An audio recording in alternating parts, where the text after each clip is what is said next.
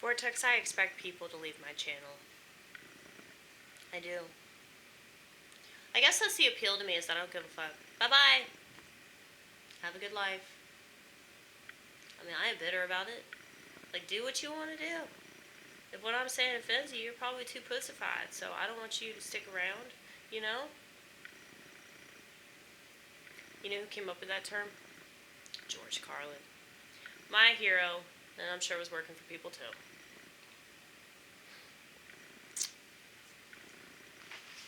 I mean, we're all working for people. Technically, I'm working for people, but not, you know, those people.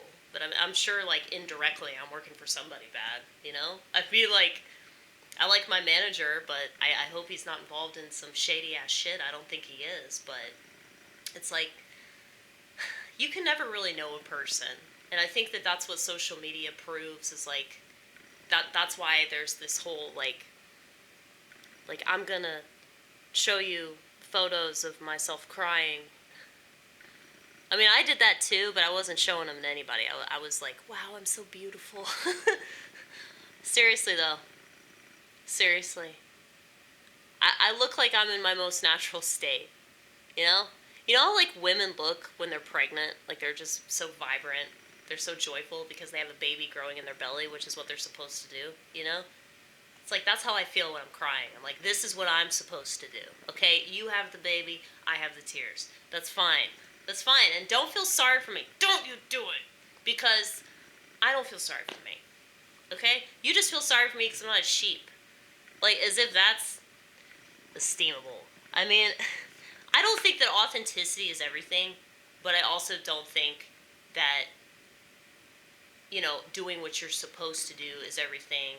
You know, like, if you feel so compelled to, like, get married, and you really, really believe in, you know, the whole, like, be fruitful and multiply, and, you know, you actually treat your spouse the way that a spouse should be treated, and you love each other, and you respect each other, and you actually have sex, and it's not shitty, and you end up making a bunch of babies, and that's so awesome, dude. Like, I think that there's this bitterness that's coming from all directions. So, like, people that have kids are like, you're terrible if you don't want this. You're terrible. There's something wrong with you. There's something wrong with you, and you're selfish, you fucking piece of shit narcissist.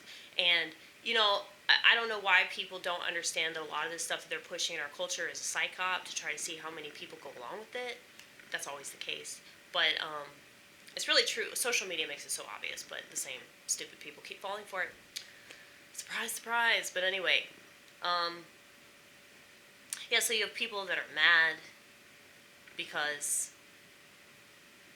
of the selfish narcissists that don't have children because they don't want them, or they don't like kids, or whatever the reason is. And then, of course, you have those people that are really, really bitter, those, like, antinatalist people that, you know, bitch about the world, and they bitch about, you know, it's typically like they didn't have a good childhood, and I think that they're, like, lashing out at people. I don't think that's always the case, but I think that has a lot to do with it.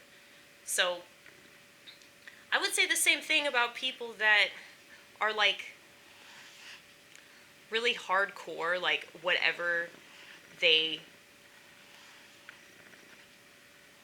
claim they believe in, you know? So it's like people that are this religion or that religion, or they're, like, really into this political ideology. It's like you see that with bands and sports teams and even TV shows and, oh yeah, comic books, you know, different things that people get themselves really, really involved in, and they're just really extreme about it.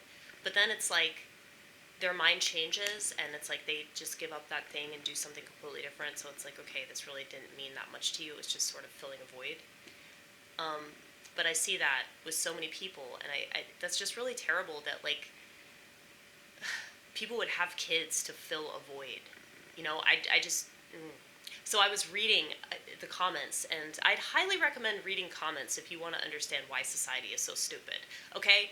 Because if you read the comments of anything, you're going to have so many people angry, like, so you'll see, like, one comment that somebody leaves, and maybe they intended for it to be inflammatory, and maybe not. But you'll see, like, maybe, like, 73 replies, right?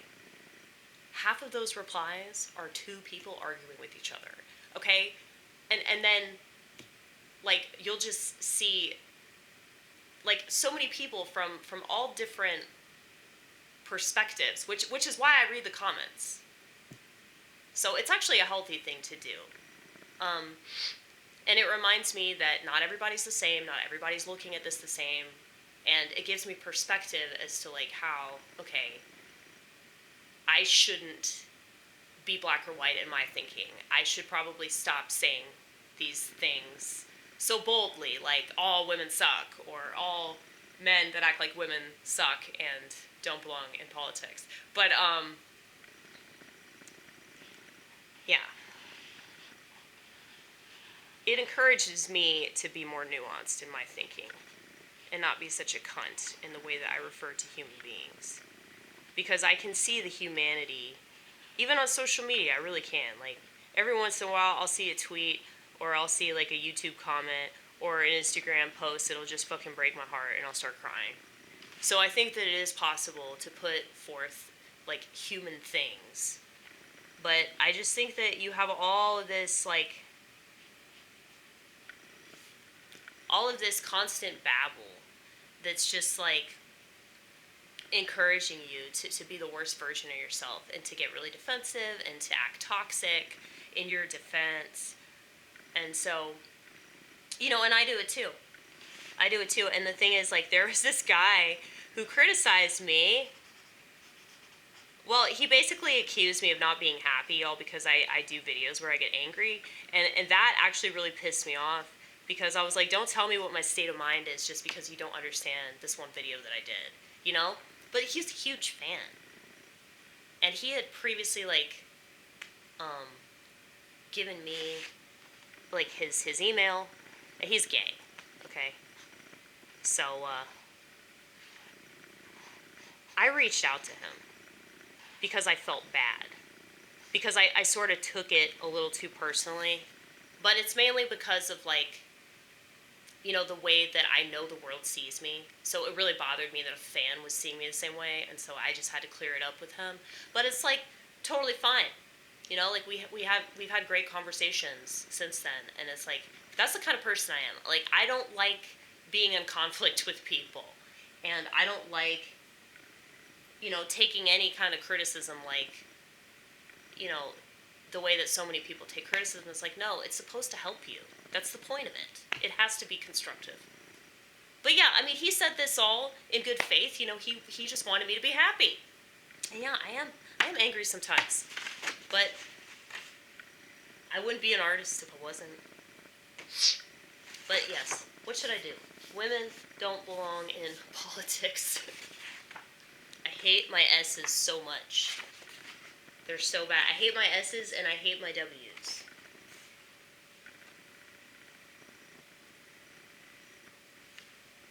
My E's are okay. I like my E's, I like my G's, I like my N's. I do not like my O's. My I's are okay. It's hard to screw up an I, though. Yeah, it is. What should I do? Should I try to add quotations here? No, don't do that. Because if you did that, people are going to automatically think you're talking about trans people, which is not the case at all. So yeah, you're just going to have to explain it. Good that I explain things, right? That's kind of, you know, what I do a lot of the time. That's why I talk so much, is because I got to explain everything.